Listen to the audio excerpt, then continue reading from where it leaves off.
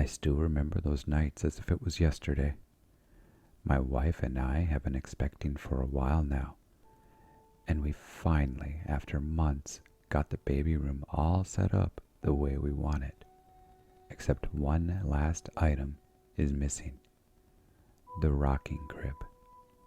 We went online to find all kinds of rocking cribs, but none of them really caught our eyes. So we set on a mission and went to store to find this perfect crib for our baby room. We looked all day with no luck, and just as we were about to give up due to the storm quickly approaching our direction, Nancy, my wife, tapped me on the shoulder to say, "Stop! What about this antique shop?" I saw a little shop out of the corner of my eye. "Dream Antiques?" I asked her. "Yes," she replied, a little louder due to the rain finally caught up, hitting the top of our car. We drive up to the shop, got out of the car, ran inside so we wouldn't get wet. We noticed an old lady inside the antique shop. She welcomed us in and asked us if we need any help, not to hesitate, but to ask.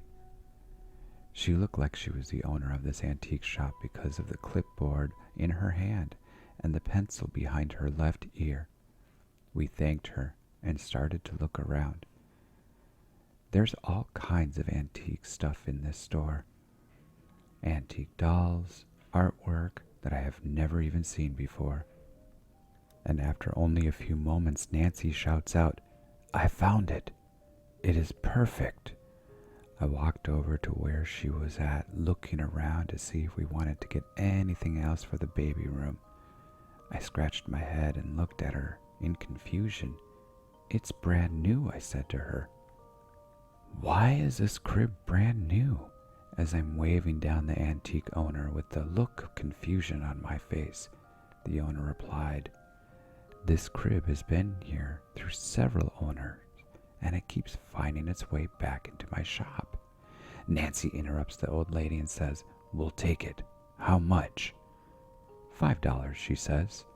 As I look even more confused, I just gave in and said sure.